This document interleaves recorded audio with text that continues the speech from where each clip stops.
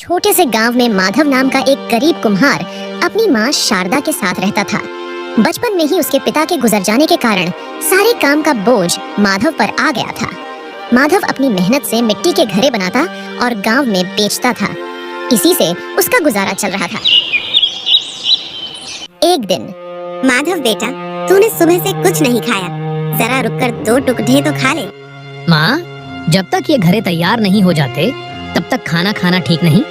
आज पूरा काम करना होगा, नहीं तो बाजार में बेचने के लिए कुछ भी नहीं रहेगा। लेकिन बेटा, सुबह से तूने बस पानी पिया है, शरीर भी तो साथ देना चाहिए। खाली पेट कब तक मेहनत करेगा? माँ, मेहनत करने वाले का पेट भी उसकी मेहनत देखकर शांत हो जाता है। पहले ये घड़े बना लो, फिर तेरे हाथ की रोटी खाऊंगा। इसके बाद शारदा उठकर चूल्हे की ओर बढ़ती है। उसी गांव में धनीराम नाम का एक सेठ रहता था, जो माधव से कम दाम में घड़े खरीदकर उन्हें महंगे दामों में लोगों को बेचता था। मालिक, आज के तो सारे घड़े बिक गए। चलो चलकर आज माधव से कुछ घड़े लाते हैं। सुना है वो बहुत अच्छे घड़े बनाता है। हाँ, तुम ठीक कहते हो, चलो। सेठ धनीराम और उसका नौकर माधव के घर की ओर चल पड़ते हैं। वहाँ पहुंचकर सेठ धनीराम माधव से कहता है, अरे ओ माधव, सुना है कि इस बार तेरी कारीगरी और भी निखर गई है। सेठ जी, मैं इसके लिए बहुत मेहनत करता हूँ, बस ऐसे ही भगवान की कृपा रहे। भगवान की कृपा तो देखूंगा बाद में, पहले ये बता, मेरे लिए अच्छे और मजबूत घड़े बना सकता है या नहीं? हाँ सेठ जी, बना दूंगा। कितने घड़े चाहिए? 50 बड़े घड़े, लेकिन सुन, अगर कोई भी घड़ा टूटा या खराब हुआ तो पैसे नहीं दूंगा।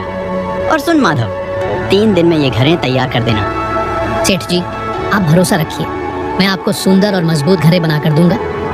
सेठ धनीराम हाँ में सिर हिलाकर चला जाता है। माधव अपनी माँ की ओर देखता है। उनके चेहरे पर आशा की हल्की मुस्कान आ जाती है। शारदा चूल्हे से उठकर माधव के पास आती है। 50 घड़े 1 हफ्ते में, ये कैसे होगा राम? मेहनत से सब कुछ हो सकता है माँ। अगर हम दिन रात एक कर दें तो ये काम हो जाएगा। ठीक है बेटा, मैं भी तेरे साथ बैठकर काम करूंगी। तेरा हाथ मिट्टी में होगा तो मेरा हाथ भी चाक के पास रहेगा। माँ, आपका साथ और विश्वास मुझे हर मुश्किल से निकाल सकता है। माँ बेटे अपनी गरीबी को भूलकर काम में लग जाते हैं। मिट्टी के चाक पर घड़े बनते जाते हैं और उनके साथ साथ उनकी उम्मीदें भी बढ़ती जाती हैं। अगले दिन सुबह सूरज की पहली किरण के साथ ही माधव और उसकी माँ फिर से काम पर लग जाते हैं। घड़े बनकर तैयार हो चुके हैं। अब उन्हें पकाने के लिए भट्टी में रखना है। माधव, जरा ध्यान से रखना, कहीं कोई घड़ा टूट न जाए। हाँ माँ, ये घड़े हमारी मेहनत की पहचान है। इनका सही सलामत रहना ही हमारी मेहनत का असली फल है। माधव एक एक करके सभी घरों को भट्टी में रखता है और आग जलाता है। भट्टी जलने लगती है और धीरे धीरे आग तेज होती जाती है। ऐसे ही पूरा दिन बीत जाता है। फिर रात के समय अचानक तेज आंधी और बारिश शुरू हो जाती है। माधव और उसकी माँ घबराकर बाहर की ओर दौड़ते हैं। बेटा, ये आंधी और बारिश कहीं भट्टी को नुकसान न पहुंचा दे। हे भगवान, ये क्या हो रहा है? अगर भट्टी बुझ गई और घड़े टूट गए तो सब बर्बाद हो जाएगा। माधव दौड़कर भट्टी की ओर भागता है, लेकिन तेज हवा और पानी से आग धीरे धीरे बुझने लगती है। कुछ घड़े गिरकर टूट जाते हैं। माधव भट्टी को बचाने की कोशिश करता है, पर कुदरत की मार के आगे उनकी मेहनत बेबस दिख रही थी। इसके बाद बारिश रुक जाती है। रामलाल भट्टी के पास बैठा टूटी मिट्टी को हाथ में लेकर उदास बैठा होता है। पास में खड़ी माधव की माँ की आंखों में आंसू आ जाते हैं। बेटा, कुछ घड़े बच तो गए हैं ना? नहीं माँ, आधे से ज्यादा घड़े टूट चुके हैं। अब सेठ धनीराम को क्या जवाब दूंगा? हम फिर से कोशिश करेंगे बेटा। जब तक हिम्मत है तब तक रास्ता भी मिलेगा। हाँ माँ, मेहनत करने वाले कभी हार नहीं मानते। मैं भी हार नहीं मानूंगा। माधव फिर से चाक के पास जाकर बैठ जाता है और नए घड़े बनाने लगता है। उसकी माँ भी उसके साथ बैठकर काम में लग जाती है। बेटा, कितने घड़े अभी और बनाने होंगे? कम से कम 30 घड़े और बनाने होंगे माँ, वरना सेठ धनीराम पैसे नहीं देगा और हमारे पास खाने के लिए भी कुछ नहीं बचेगा। तो फिर देर किस बात की? चल, हम दोनों मिलकर दिन रात एक कर देंगे। दोनों खूब जमकर मेहनत कर रहे थे। माधव चाक पर तेजी से काम करने लगता है और उसकी माँ घरों को संभालने लगती है। इस प्रकार 3 दिन बीत जाते हैं। घड़े तैयार हो चुके थे। माधव और उसकी माँ उन्हें भट्टी में पकाने के लिए रखते हैं। हे भगवान, इस बार हमारी मेहनत सफल करना। अगर सच्चे दिल से मेहनत की है तो इसका फल भी जरूर मिलेगा माँ। भट्टी जलती है। इस बार माधव और उसकी माँ पूरी सावधानी बरतते हैं। वे पूरी रात जागकर भट्टी की देखभाल करते हैं। अगली सुबह भट्टी ठंडी होती है। माधव और उसकी माँ घरों को बाहर निकालते हैं। बेटा, इस बार सारे घरे अच्छे बने हैं। हाँ माँ, हमारी मेहनत रंग लाई। माधव बैलगाड़ी पर घरे लादता है। पास खड़ी उसकी माँ उससे कहती है, बेटा, सेठ धनीराम को घरे पसंद आ जाएंगे ना? हाँ माँ, अगर मेहनत सच्ची हो तो उसका मूल्य भी सही मिलता है। इसके बाद माधव बैलगाड़ी लेकर सेठ धनीराम के घर की ओर निकलता है। माँ दरवाजे पर खड़ी माधव अपनी बैलगाड़ी में घरे लेकर सेठ धनीराम की हवेली के बाहर पहुंचता है। वहां पहुंचकर माधव कुछ घरों को उतारकर सेठ धनीराम के सामने रखता है। घरें तो अच्छे लग रहे हैं, लेकिन इनकी मजबूती तो परखनी पड़ेगी। सेठ घरों को ध्यान से देखता है। सेठ नौकर को इशारा करता है। नौकर एक घड़ा जमीन पर हल्का पटकता है। घड़ा सही सलामत रहता है। हाँ, बढ़िया माल बनाया है। पर देख माधव, तू तो जानता है इस बार बाजार में भाव बहुत कम है। मैं तुझे पूरे 50 घरें के सिर्फ आधे पैसे ही दे सकता हूँ। माधव चौंक कर सेठ को देखता है। माँ की मेहनत, भूख और बीती रातें उसकी आंखों के सामने घूम जाती हैं। लेकिन सेठ जी, हमारी मेहनत का पूरा हक बनता है। हमने दिन रात एक कर दिए हैं। ये घरे पूरे दाम के हकदार हैं। मेहनत तो सभी करते हैं माधव, लेकिन सौदा तो बाजार के हिसाब से तय होता है। तुझे देना हो तो दे, वरना किसी और को बेच दे। पास में खड़ी सेठ की बेटी नेहा यह सब देख रही थी कि किस तरह उसका बाप बेचारे माधव के साथ धोखा कर रहा था। नेहा माधव को बहुत पसंद करती थी और उसके साथ विवाह भी करना चाहती थी, लेकिन अपने पिता के डर के कारण वह चुप थी। उधर सेठ की बात सुनकर माधव की आंखों में चिंता झलकने लगती है। कुछ देर के लिए वह चुप हो जाता है, फिर धीरे से बोलता है, नहीं सेठ जी, मैं अपनी मेहनत के साथ अन्याय नहीं कर सकता। अगर आप पूरा मूल्य नहीं देंगे तो मैं कहीं और बेच दूंगा। सेठ धनीराम को यह सुनकर गुस्सा आ जाता है। हाँ, इस गांव में मेरे बिना तेरा घरें कौन खरीदेगा? तू अपनी औकात भूल गया माधव। औकात मेहनत से बनती है सेठ जी। मैं अपनी मेहनत का सही दाम लूंगा, चाहे देर ही क्यों न लगे।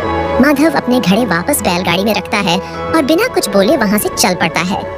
माधव को इस तरह जाता देख नेहा बहुत दुखी होती है और सेठ धनीराम भी झुंझलाकर उसे जाते हुए देखता है। माधव बैलगाड़ी लेकर बाजार के बीच में खड़ा हो जाता है। लोग इधर उधर आ जा रहे थे। तभी कुछ ग्राहक माधव के पास आते हैं। ये घरे कितने में दोगे कुम्हार जी? भाई, घरे बहुत अच्छी मिट्टी के हैं और बहुत मजबूत और टिकाऊ है। आपको सही दाम लगा दूंगा। ग्राहक कुछ देर मोल भाव करता है और बाद में घड़ा खरीद लेता है। धीरे धीरे कुछ और लोग आते हैं। आपने तो बहुत अच्छे घरे बनाए हैं, मुझे भी चाहिए। मेरे घर के पुराने घरे टूट गए हैं। धीरे धीरे लोग माधव के घरे खरीदने लगते हैं। शाम होते होते माधव के सारे घरे बिक जाते हैं। तभी वहाँ एक व्यापारी आता है। व्यापारी सजीले कपड़े पहन रहा होता है। वह माधव से कहता है, मैंने सुना कि तूने सेठ धनीराम का सौदा ठुकरा दिया। बड़ी हिम्मत वाला इंसान लगता है तू। हिम्मत नहीं, बस अपनी मेहनत का सही मूल्य चाहता हूँ साहब। बहुत अच्छी बात है। मुझे अपने गांव के लिए 500 घरे चाहिए और मैं तेरी मेहनत का पूरा दाम दूंगा। बता कब तक बना देगा? यह सुनकर माधव खुश हो जाता है। वह सोचता है, मुझे इतना बड़ा मौका मिला है, क्यों ना कुछ लोगों को अपने साथ जोड़कर इस काम को पूरा किया जाए। सुनो साहब, इसके लिए आपको हमें 20 दिन का समय देना होगा। ठीक है, मैं तुम्हें 20 दिन का समय देता हूँ। जल्दी से मुझे एक इसके घरे बाद तैयार माधव करके खुशी से घर की ओर चल देता है। उधर सेठ धनीराम का नौकर उसे माधव की सारी बात बता देता है। मालिक, माधव ने तो सारे घरे अच्छे दामों पर बेच दिए। सब लोग उससे घरे खरीदकर बहुत खुश हैं और एक व्यापारी ने उसे 500 घरें खरीदने को कहा है। मालिक, अगर ऐसा ही चलता रहा तो हमारी तो दुकान बंद हो जाएगी। आपको कुछ करना होगा। हाँ, तुमने सही कहा। यदि सब लोग उससे घरें लेने लगेंगे तो हमारी तो दुकान ठप पड़ जाएगी। पर तुम चिंता मत करो, मैं इस माधव को ऐसा नहीं करने दूंगा। उधर माधव घर पहुंचता है। उसकी माँ उसे देखकर बहुत खुश होती है। बेटे, तुझे पूरे दाम मिले ना? हाँ माँ, आज हमारी मेहनत का असली फल मिला है। अब हमारे दिन बदल सकते हैं। सुबह का समय। माधव की माँ चूल्हे पर खाना बना रही थी और माधव अपनी बैलगाड़ी ठीक कर रहा था। माधव की माँ थाली में खाना परोसकर माधव के पास आती है। ले बेटा, खाना खा ले। इसके बाद माधव खाना खाने लगता है और उसकी माँ भी उसके पास बैठ जाती है। बेटा, आगे क्या करेगा? माँ, मैं चाहता हूँ कि अब सिर्फ हमारे गांव में नहीं, आसपास के गांव में भी अपने घरे बेचो। वहाँ अच्छे दाम मिलेंगे और हमारी कला की पहचान भी भरेगी। और तो और माँ, एक व्यापारी ने मुझे 500 घरे बनाने को कहा है। ये तो बहुत अच्छी बात है, लेकिन उसके लिए और ज्यादा घरे बनाने होंगे। और इसके लिए मुझे और मजदूरों की मदद भी लेनी होगी। मैं चाहता हूँ कि हमारे गांव के दूसरे कुम्हार भी इस काम में जुड़े। इसके बाद माधव गांव में जाता है और अपने जैसे कुछ और कुम्हारों को इकट्ठा करता है। सुनो भाइयों, मैं चाहता हूँ कि हम सब मिलकर काम करें। अगर हम अपने घरों को दूसरे गांवों तक पहुँचाए तो हमें अच्छा मुनाफा मिलेगा और कोई हमें ठगेगा भी नहीं। लेकिन माधव, दूसरे गांव तक घरे पहुंचाना इतना आसान नहीं है। रास्ते में बहुत जोखिम है, और अगर वहां के व्यापारी हमें ठगने लगे तो? देखो, अगर हम एक साथ मिलकर काम करें और सही योजना बनाएं तो हमें कोई नहीं हरा सकता। जो जोखिम हम अकेले नहीं उठा सकते वो साथ मिलकर जरूर उठा सकते हैं। सब कुम्हार आपस में देखते हैं। कुछ देर की चुप्पी के बाद एक कुम्हार बोलता है, माधव सही कह रहा है। हमें सेठ धनीराम जैसे लोगों की मोहताजगी से बाहर निकलना होगा। मैं इसके साथ हूँ। हम भी तैयार हैं। सेठ धनीराम का नौकर चुपके से सारी बातें सुन लेता है और तेजी से दौड़कर धनीराम के पास जाता है। मालिक, आज माधव ने गांव के सभी कुम्हारों को इकट्ठा कर घरे बनाने की योजना बनाई है और वो लोग आज से ही काम शुरू कर देंगे। मैं इस माधव को छोड़ूंगा नहीं। सुनो, अपने साथ कुछ लोगों को इकट्ठा करो और रात के समय चुपके से जाकर सारी भट्टियों को तोड़ दो। मैं भी देखता हूँ कि आखिर ये घरें कैसे बनता है। उधर माधव और गांव के कुम्हार मिलकर बड़े पैमाने पर घरे बनाने लगते हैं। महिलाएं भी उनके साथ घरे बनाने में मदद करती हैं। घरे बनाते बनाते उन्हें शाम हो जाती है। फिर वे सभी घरों को पकाने के लिए भट्टी में रख देते हैं। रात का समय, जब सभी कुम्हार सो जाते हैं, तभी सेठ धनीराम के आदमी वहां आकर सारी भट्टियों और घरों को तोड़कर भाग जाते हैं। अगली सुबह जब माधव और दूसरे कुम्हार खाने में पहुंचकर देखते हैं तो सारी भट्टियां और घरें टूटे होते हैं। यह देखकर सभी की आंखें फटी की फटी रह जाती हैं। ये कैसे हुआ? हमने तो सब कुछ ठीक से किया था। बेटा, हो ना हो, यह सेठ धनीराम की साजिश है।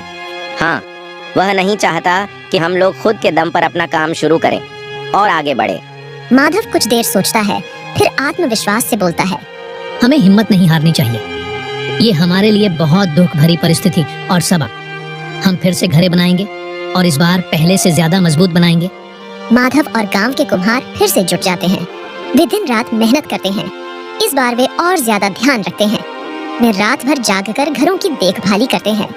सेठ धनीराम के लोग फिर से वहां आते हैं, लेकिन इस बार सभी कुम्हारों को जगता देख वे लौटकर वहां से चले जाते हैं। कुछ हफ्तों बाद नए घरें तैयार हो जाते हैं। इसके बाद माधव और कुछ साथी बैलगाड़ी में घरों को भरकर दूसरे गांव ले जाते हैं। वहां एक बड़ा व्यापारी उनका स्वागत करता है। तुम लोग बहुत बढ़िया घरे बनाते हो। हाँ साहब, हमारी मेहनत और ईमानदारी ही हमारी पहचान है। वाकई सचमुच बेहतरीन कारीगरी है। मैं इसी तरह हर महीने तुमसे घरे खरीदूंगा और तुम्हें पूरा दाम दूंगा। माधव और उसके साथी खुशी से एक दूसरे को देखते हैं। उधर सेठ धनीराम अपनी दुकान में अकेला बैठा था। उसके पास कोई ग्राहक नहीं आ रहा था। पास में खड़ा सेठ धनीराम का नौकर उससे कहता है, सेठ जी, अब तो कोई भी आपसे घरे नहीं खरीदता। सब माधव के पास जा रहे हैं और तो और वह धीरे धीरे अमीर होने लगा है। हाँ, पर क्या करूं? मैंने अपनी चालाकी से खुद अपना नुकसान कर लिया। अगर मैंने माधव के साथ मिलकर काम किया होता तो आज मैं भी तरक्की कर रहा होता। तभी अचानक माधव अपनी माँ के साथ वहाँ आता है। माधव को वहाँ देखकर सेठ धनीराम उससे कहता है, मुझे माफ कर दे माधव, मैंने तेरे साथ बहुत गलत किया। ठीक है सेठ जी, पर याद रखना, जिसका कोई नहीं होता उसका भगवान होता है और वो सभी को उनके कर्मों का फल देता है। वैसे माधव, आज तुम यहाँ क्या करने आए हो? सेठ जी, मैं आज तुमसे नेहा का हाथ मांगने आया हूँ। ठीक है माधव, मुझे लगता है कि मेरी बेटी भी तुम्हें चाहती है। मैं इस रिश्ते के लिए तैयार हूँ। माधव और नेहा एक दूसरे को देखकर मुस्कुराते हैं। इसके बाद सेठ धनीराम अपनी बेटी नेहा की शादी माधव से कर देता है।